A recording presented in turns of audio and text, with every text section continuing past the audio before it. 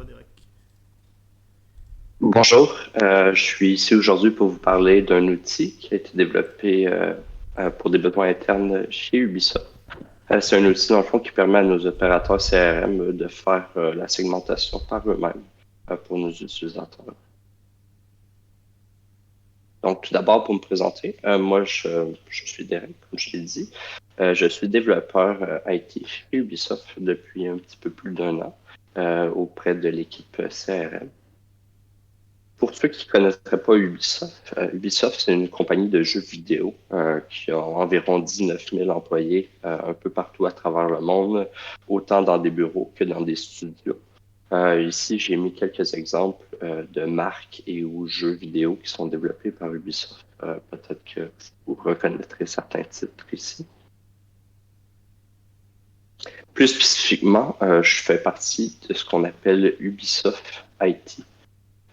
Donc ça inclut un petit peu plus de 1000 employés, principalement situés dans trois continents, donc en Amérique du Nord, en Europe et en Asie. Euh, Ubisoft IT, c'est vraiment un focus sur utiliser les connaissances de la business et l'expertise des technologies pour faire des produits de qualité qui vont nous permettre d'aider tout ce qui est alentour vraiment des jeux. Donc la communauté des joueurs, mais vraiment aussi les communications avec les joueurs et le tout. Pour parler un peu de c'est quoi la segmentation, dans le fond, quand on parle de segmentation traditionnellement, il s'agit du processus utilisé pour diviser euh, un, un large ensemble de joueurs euh, dans des sous-groupes de personnes qui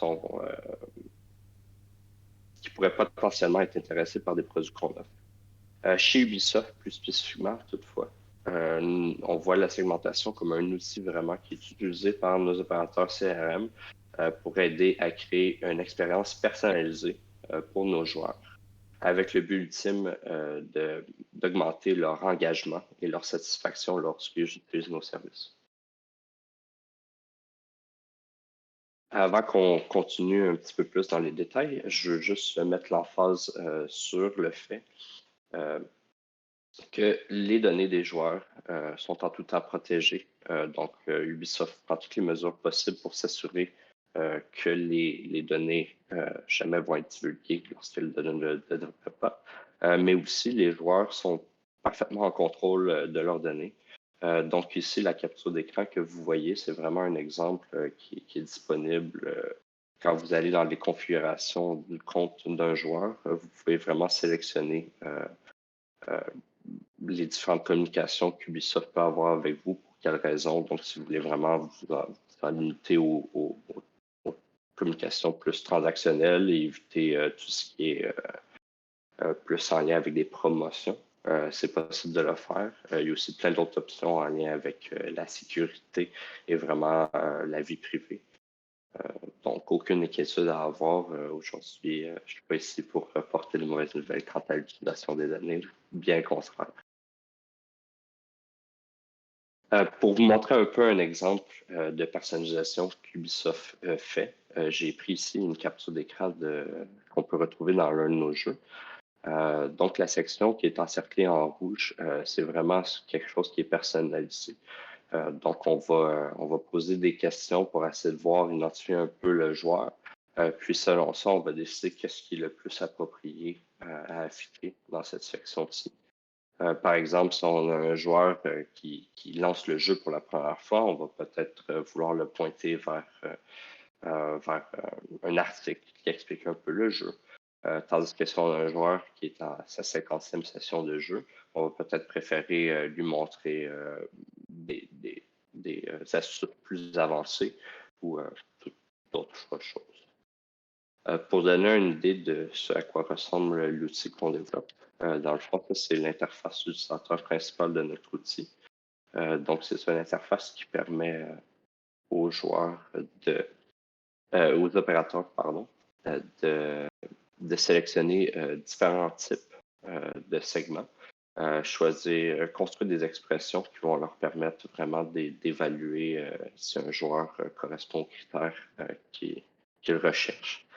Dans cet exemple-là, spécifiquement, si j'essaie de traduire ça un peu plus en texte, ce qu'on recherche, c'est un joueur qui aurait joué à Assassin's Creed dans les 14 derniers jours et qui aurait joué plus de 50 sessions de jeu. Mais malheureusement, ce joueur-là n'aurait pas accroché sur le nouveau titre, donc Assassin's Creed Valhalla. Et donc, son temps de jeu total pour ce titre-là est de moins de 20 heures. Donc, on pourrait se servir de ces données-là pour dire, ben, c'est des joueurs qui normalement aiment Assassin's Creed, mais on peut aimer celui-là, donc on pourrait essayer d'investiguer un peu plus, puis voir comment on pourrait rectifier le tir pour ces joueurs-là. Fait que ça, c'est un exemple que moi j'ai créé. Ça ne veut pas dire que c'est un exemple concret, mais ça permet de bien illustrer un peu ce qu'on essaie de faire avec cet outil. Pour donner un peu de contexte, donc, la solution, quand on la développe, on a besoin de garder en tête qu'elle doit pouvoir grossir avec le nombre de joueurs. Donc, il y a des journées nécessairement qu'il y a moins de joueurs connectés. Si on parle la semaine dans le jour versus un vendredi soir, donc ça peut varier grandement, mais aussi par saison. Donc, dans le temps de Noël, il peut y avoir beaucoup plus de joueurs. Puis avec le temps aussi, il y a une progression qu'il y a de plus en plus de gens qui jouent aux jeux vidéo. Donc, on veut s'assurer d'avoir quelque chose qui va pouvoir s'adapter à ces besoins-là, qui évoluent. On veut aussi une solution qui va nous permettre d'avoir des coûts minimales en respectant les contraintes qu'on s'est fixées.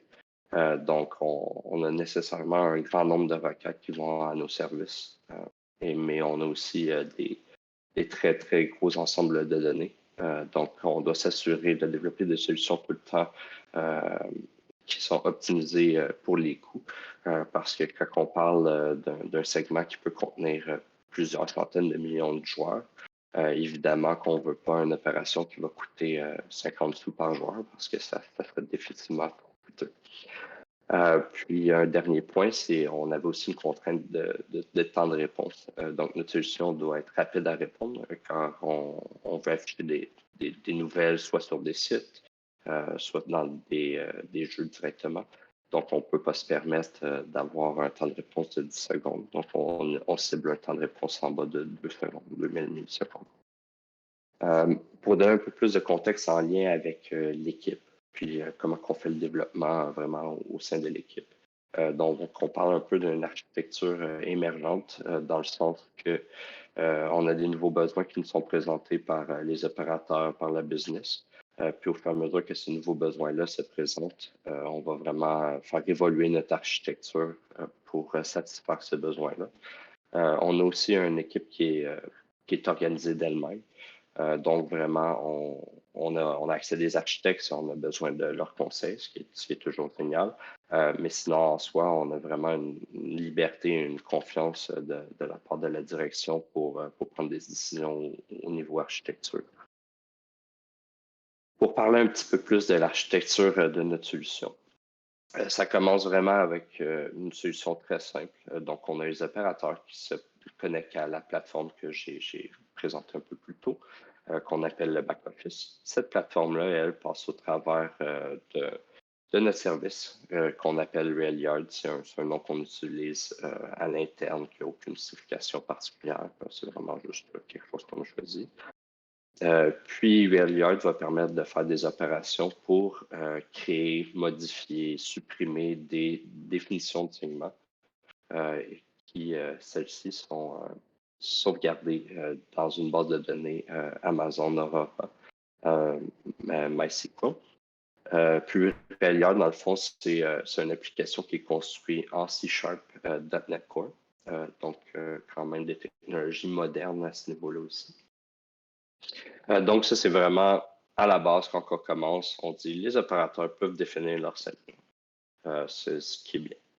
Toutefois, après ça, avec ces segments-là, nécessairement, il faut être capable de dire l'utilisateur, est-ce qu'il fait partie de ce segment ou est-ce qu'il n'en fait pas partie pour savoir si ultimement on devrait lui afficher une nouvelle ou ou si on devrait personnaliser son espace.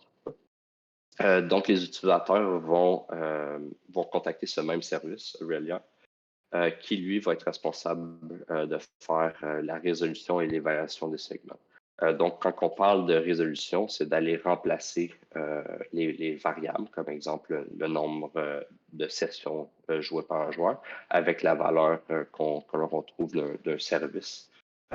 Puis après ça, l'évaluation, c'est vraiment dire ben, si ce joueur-là avait 30 pour le nombre de sessions, puis on comparait contre 50, ben, il devait avoir plus de 50, ben, à ce moment-là, ça retourne vraiment faux. Donc, cette personne-là ne ferait pas partie de ce segment-là.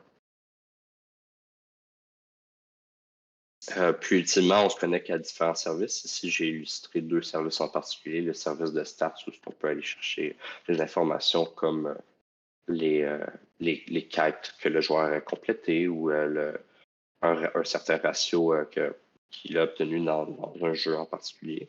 On a aussi au niveau des applications, donc ça c'est vraiment quand le joueur se connecte, fait des sessions, joue un jeu ou quoi que ce soit, on garde les données en lien avec ça. Mais ici, il y a aussi trois petits points parce qu'on a plusieurs autres services auxquels on peut se connecter pour aller chercher d'autres données pertinentes à la segmentation. Ensuite, nos opérateurs sont arrivés avec un besoin particulier. Ils ont dit, on aimerait ça, pouvoir utiliser des gros ensembles de données qu'on a de disponibles dans Snowflake. On aimerait ça faire de la segmentation basée sur ça. Vu que c'est des très, très gros ensembles de données, ce n'était pas possible pour nous autres de l'utiliser dans un sens plus traditionnel, l'intégrer comme si c'était un service comme Stat Service ou Application Service, parce qu'on a des contraintes de temps, encore une fois, et de données qui fait que c'est simplement pas possible. Donc, pour permettre une solution, ce qu'on a développé, c'est l'architecture qui est présentée ici. Dans le fond, on a un lambda qui va aller chercher des définitions de ces segments-là, va soumettre une requête à Snowflake. Snowflake va, dans le fond, prendre l'ensemble de ces données et appliquer le filtre selon la définition du segment. Ces résultats-là, ce qui vont être des listes de profils, dans le fond, vont être déposés dans un bucket sur S3. Et à partir de là, on a un autre lambda qui va se charger d'aller chercher ces informations-là et de les charger directement dans DynamoDB. Donc, à partir de là, Rayliard peut rapidement aller chercher l'information dans DynamoDB pour savoir, pour trouver les associations, dans le fond, entre les joueurs et les segments auxquels ils appartiennent.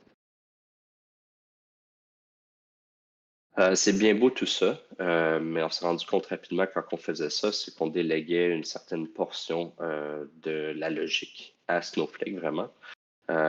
Et un des problèmes avec ça, c'est qu'on perdait de l'information en lien avec la transaction, en lien avec les logs aussi. Et si on avait besoin de faire du debugging, évidemment, c'était moins pratique. Donc, on a ajouté un autre lambda pour faire la synchronisation des informations de Snowflake vers notre base de données relationnelle principale. Donc, on utilise les fonctions externes de Snowflake pour, à travers un API Gateway, communiquer avec le Lambda. Le Lambda qui est serverless va simplement prendre l'information et faire une connexion avec notre base de données Aurora et pousser l'information pour une mise à jour ou une insertion dépendamment de quel type de données on parle. Ensuite, nos opérateurs, encore une fois, sont arrivés avec une autre requête. Cette fois-ci, ils voulaient faire un peu dans le même genre que les segments précalculés, mais cette fois-ci, les critères, c'était des critères soit qui étaient vraiment particuliers ou qui étaient basés sur des données avec lesquelles nous n'étions pas intégrés, pardon. Donc, à ce moment-là, une fonctionnalité a été développée pour leur permettre simplement de pousser leur propre liste d'utilisateurs, liste de profils. Donc, ici, on part vraiment de back-office qui va faire qui va charger la liste directement dans un bucket temporaire. De là, notre nouveau lambda va se charger de récupérer cette liste, la séparer en morceaux pour que ça soit plus facile après ça de faire l'ingestion en utilisant le même process que les segments pré-calculés.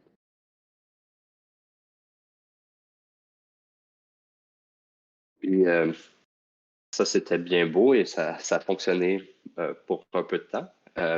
Mais très rapidement, nos opérateurs sont arrivés avec une nouvelle requête en lien avec cette nouvelle fonctionnalité-là. C'est que dorénavant, ils voulaient pouvoir mettre à jour ce segment-là. Donc, plutôt de dire, bien, j'ai déposé une liste, j'ai créé un nouveau segment. Ce segment-là, maintenant, je peux plus l'utiliser ou il a évolué, puis je dois être obligé de le supprimer, en recréer un, ça fait pas nécessairement de sens. Donc, ce qu'ils ont émis comme demande, c'était de vraiment être capable d'arriver avec une seconde liste, puis qu'on puisse mettre à jour les profils associés à ce segment-là dans DynamoDB. Ça, évidemment, quand on parle des listes contenant des fois plusieurs dizaines de millions ou même plusieurs centaines de millions d'utilisateurs, ça ne fait pas de sens de vouloir supprimer au complet les associations en lien avec ce segment-là et tout recréer. Donc, c'est pourquoi on a ajouté ici Amazon Athena. Pour ceux qui ne connaissent pas, c'est un service qui permet d'exécuter des requêtes du style SQL, mais directement sur des fichiers texte qui existent dans S3. Donc, on se sert de ça vraiment pour faire une comparaison entre les fichiers qui sont chargés dans ce bucket. Donc, on va dire, ben, si on a des profils qui sont dans le nouveau fichier, mais qui n'étaient pas dans l'ancien fichier, c'est des nouveaux profils qu'on doit ajouter. Et inversement, si on a des profils qui n'étaient pas dans le fichier, pardon, qui étaient dans le fichier mais ne le sont plus.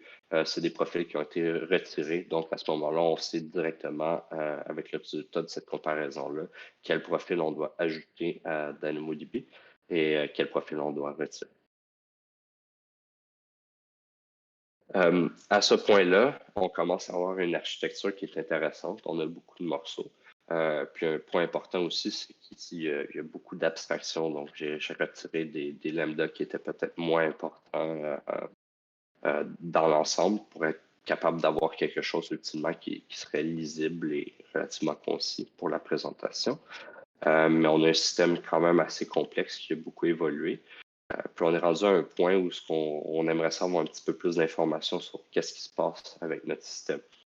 Donc à ce moment-là, ce qu'on a fait, c'est qu'on a ajouté un nouveau lambda qu'on appelle le Notification Sender. Et sa responsabilité, c'est vraiment de scanner nos données qui sont disponibles dans Aurora pour voir quel genre de problème ou quel genre de notification serait pertinent d'avoir.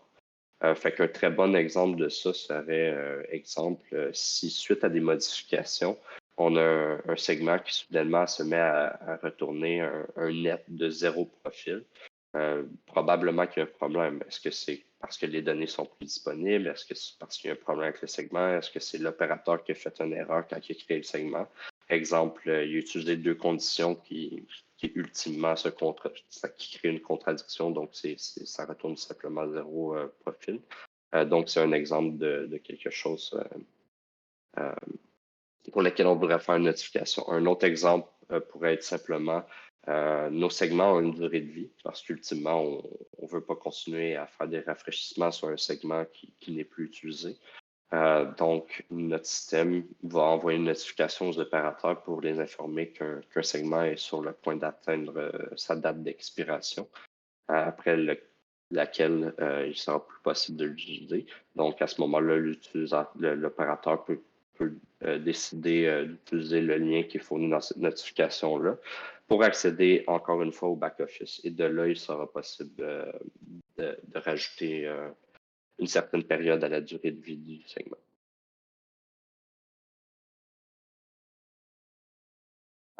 Donc, pour rentrer un peu plus dans les détails de comment que tout ça a pu être fait, c'est divisé en trois sections principales. Donc, Premièrement, le fait qu'on est une équipe agile, ça nous permet un peu de suivre cette architecture émergente-là. Donc, même si on a une structure, on a vraiment les gens de produit, les gens de développement, les gens de QA et tout ce qui va alentour aussi du cycle de vie de développement. Ces équipes-là, ultimement, sont structurées vraiment en équipe produit. Donc, notre équipe produit est responsable de ce produit-là. On a une liberté aussi au niveau des décisions qu'on veut prendre en lien avec ça.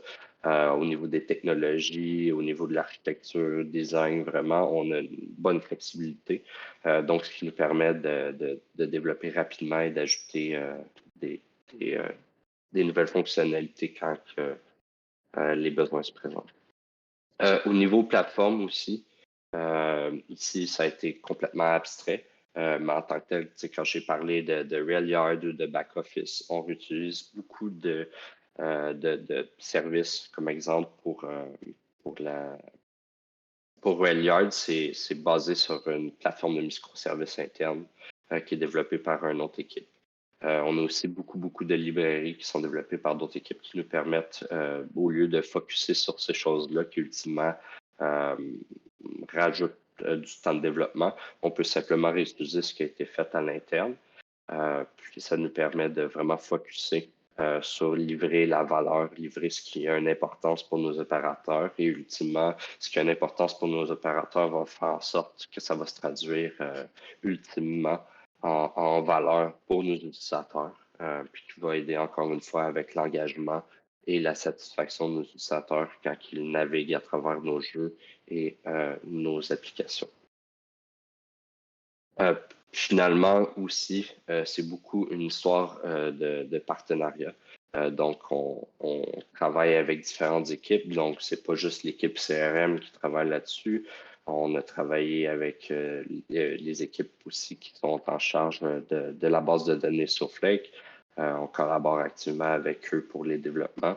Mais aussi, on a des équipes comme qu'on appelle Online Services qui nous permettent aussi euh, de soutenir un peu tout ce qui va alentour. Aussi, ce qui est pipeline, on a des équipes DevOps qui nous aident avec ça. Donc, on n'a pas besoin de se préoccuper de ça. On peut vraiment focuser sur les besoins de nos opérateurs. Ce qui nous amène aux questions.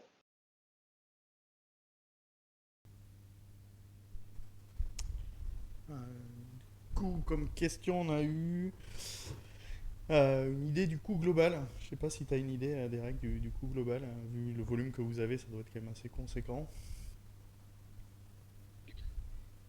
C'est très difficile à définir. Euh, donc, c'est vraiment du cas par cas. Mais, par exemple, euh, si on prend un exemple, mettons, d'un segment, ben, les informations, dans le fond, sont indiquées directement le pricing sur AWS sur DynamoDB. Donc, c'est sûr, si on a un segment de 500 millions de joueurs, mais ça correspond à pas mal 500 millions de write units. Donc, ça peut être quand même assez dispendieux assez rapidement. Mais globalement, je pourrais pas rentrer dans les détails, malheureusement. Je pourrais peut-être essayer de trouver l'information, puis revenir de manière un peu plus asynchrone sur ça. Ok, ça marche. Après, on avait la même question quasiment deux fois pour savoir comment se fait l'actualisation. Si c'est lors de l'appel, est-ce que c'est un cron, est-ce que c'est event driven et est-ce qu'elle est dynamiquement calculée à chaque fois ou enfin à quel moment elle est précalculée. Donc, ici, c'est un bon point, j'ai oublié de le mentionner. Dans le fond, vraiment, on a deux types de segments. On a un segment temps réel qui, eux autres, vont être vraiment évalués en temps réel. Euh, donc, ils passent à travers. Est-ce que vous voyez le pointeur aussi à l'écran aussi? Oui. Oui, Oui. on le voit, c'est bon. Génial. Donc, on a vraiment les segments en temps réel qui, eux, passent à travers nos services, vont contacter d'autres services. Puis ça, c'est évalué le tout en deçà de 2000 millisecondes. C'est vraiment une évaluation qui est faite directement. Pour ce qui est des segments vraiment précalculés, à ce moment-là, on parle d'un intervalle. Un intervalle qui est contrôlé par les opérateurs. Donc, ils peuvent choisir eux autres, ils connaissent quand même les données avec lesquelles ils vont travailler. Donc, ils ont l'option vraiment de choisir s'ils veulent que ça soit rafraîchi à un intervalle de 6 heures, de 12 heures, de 24 heures. Fait que ça leur donne une certaine flexibilité de dire, ben, on sait que ces données-là, pardon? Oh, OK. Pardon. Donc, vraiment, ça donne l'opportunité d'avoir plus de flexibilité. Dans le cas où il serait que des données ne seront pas rafraîchies de toute façon avant une période de 24 heures, ils vont choisir une période plus grande de rafraîchissement. Puis dans tous les cas, on essaie de faire des optimisations pour pas rafraîchir aussi rien rafraîchir, évidemment. Puis encore une fois, tu sais, ce flow-là vraiment va aller chercher des comparaisons pour voir seulement ce qui a changé. Puis c'est vraiment juste ça qui va être mis à jour euh, dans DynamoDB. Donc, si notre segment ne change pas drastiquement du jour au lendemain, le coût initial pour la création de ce segment-là peuvent être quand même assez importants. Mais après ça, pour maintenir ce segment-là, on a beaucoup moins d'opérations. Dans le fond, on retire ce qu'il n'y a plus d'affaires là, puis on rajoute les nouveaux profils qui ont été ajoutés seulement. Merci. Après, on a une question de Rémi sur est-ce que le collaborative filtering a été envisagé. Il a dit c'est un peu plus côté produit. Je parle d'un système recommandation basé sur des profils utilisateurs plutôt que des règles définies par des opérateurs. Je pense que c'est un profil de Je sais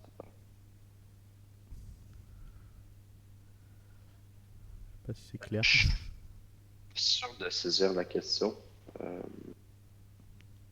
Rémi, je sais pas si Donc, dans un sens, que nous, on fait la segmentation ici, ça permet vraiment aux opérateurs de regrouper les utilisateurs dans des catégories, dans des segments. Après ça, il y a un certain contrôle aussi de la part des utilisateurs. Donc, s'ils sont vraiment pas intéressés par des trucs promotionnels, etc., ils ont quand même un certain contrôle à travers ce que j'ai montré au départ. Puis, après ça, à moins qu'on parle vraiment de dire, de permettre à l'utilisateur vraiment de comme, dire, ah, ça, j'ai aimé ça, cette recommandation-là, celle-là, je l'ai moins aimé. Auquel cas, on ne fait pas ça en ce moment-là. Du moins, pas dans mon équipe. Ok.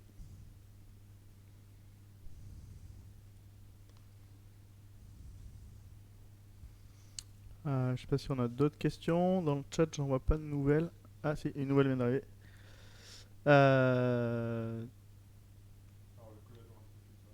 Ouais, le collaborative filtering permet de créer des segments liés aux ressemblances entre utilisateurs sans critères de l'opérateur. C'était dans ce sens-là.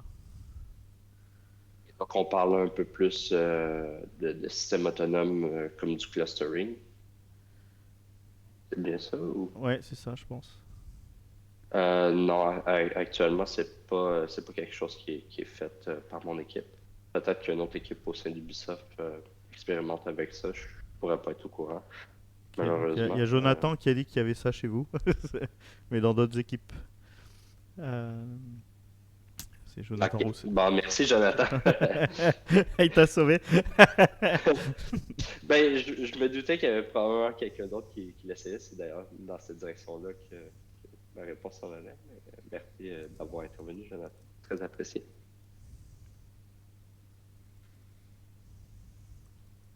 Il y avait d'autres questions. J'en vois pas de nouvelles pour le moment. Je sais pas si d'autres questions. N'hésitez pas, soyez pas timides. L'image qu'on a vu apparaître, c'est une idée du jeu, c'est ça? Je sais pas. Du coup, merci Derek. Donc, t'as un commentaire super intéressant. Merci à vous. Ouais, merci beaucoup Merci Derek, beaucoup. parce que tu étais en direct du Canada. Donc Archilocus, après la deuxième session, on est déjà à l'international. Ouais.